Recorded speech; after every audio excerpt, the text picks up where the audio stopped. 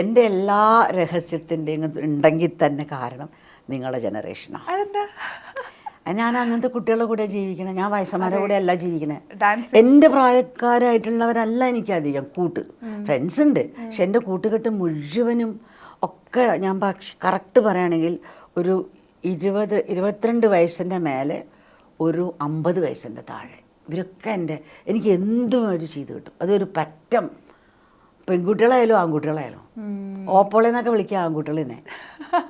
ഞാൻ പറയുന്നത് ഓപ്പോളോ, ഞാൻ നിൻ്റെ അമ്മയല്ലേ എന്നൊക്കെ പറയും. അതൊക്കെ സാരില്ല, ഒരു ഓപ്പോളെ വിളിയിരിക്കാൻ. ഞാൻ പറഞ്ഞു ഓപ്പോളെ വിളിക്കല്ല, ഞാൻ വീട് പോകും. എനിക്ക് ഭയങ്കര നമ്മുടെ സംബോധനയിൽ ഒരുപാട് സംഭവങ്ങളുണ്ട്. അതായത് ഒരുപാട് മാനസികമായ കണക്ഷനുണ്ട്. എനിക്കൊന്ന് 2020 ശേഷം, ഈ കൊറോണ കാലഘട്ടത്തിന് ശേഷം സിനിമയിൽ അത്ര സജീവമായിരുന്നില്ല. എനിക്കൊന്ന് ഒത്തിരി നാളിന് ശേഷമാണ് പുഴുവിന് ശേഷം. അല്ല, പുഴു ഞാൻ ചെയ്തു. പുഴുവിനെ അത് കൊറോണ കാലത്ത് എനിക്ക് പേടിയായിരുന്നു ശരിക്കും. ഞാൻ പറഞ്ഞു, എന്നെ വിളിച്ചപ്പോൾ പ്രൊഡക്ഷനോട് ഞാൻ വരണോ, അവിടെയൊക്കെ കൊറോണയല്ല, എനിക്ക് പേടിച്ചിട്ട് വയ്യ, ഭയങ്കര പേടിയായിരുന്നു. പറഞ്ഞു ഒന്നുമില്ല ചേച്ചി, ഞങ്ങൾ കംപ്ലീറ്റ് നോക്കിക്കോളാം, ഒന്നും പേടിക്കണ്ട. ഞാൻ ചെന്നപ്പോൾ പിന്നെ കൊറോണയുടെ സെറ്റിൽ ചെന്നപ്പോൾ ഞാൻ നെടുമുടി വേണുവിൻ്റെ ഒരു പാർട്ട്ണറായിട്ടാണ് എപ്പോഴും എനിക്കധികം ഇങ്ങനെയൊക്കെ അഭിനയിക്കാൻ എന്നെ വിളിക്കാറുണ്ട്. അപ്പം അദ്ദേഹമൊക്കെ പോയപ്പോൾ പിന്നെ ആ ക്യാരക്ടറൊക്കെ പോയില്ലേ, അപ്പോൾ ഏകദേശം എൻ്റെ ഈ സിനിമയൊക്കെ പോയ മാതിരി എനിക്ക് തോന്നും, എൻ്റെ പേഴ്സണൽ ഫീലിംഗ്. അവിടെ നിന്നപ്പോൾ പിന്നെ എല്ലാം ഭയങ്കര പ്രൊട്ടക്ഷനാണ്. മമ്മൂട്ടിയാണെങ്കിൽ മാസ്ക് ഡയലോഗിന് മാത്രമേ അഴിക്കുള്ളൂ. ഭയങ്കര അത്രയും ഡിസിപ്ലിൻഡ് ആയിട്ടായിരുന്നു. പിന്നെ എനിക്കൊരു നല്ലതുണ്ട്, എൻ്റെ മകൾ എന്നോട് പറഞ്ഞിട്ടുണ്ട്, അമ്മേ it's all destined, if it is for you it's for you, it's for me it's for me. ആ പ്രിൻസിപ്പിളിൽ ജീവിച്ചാൽ മതി.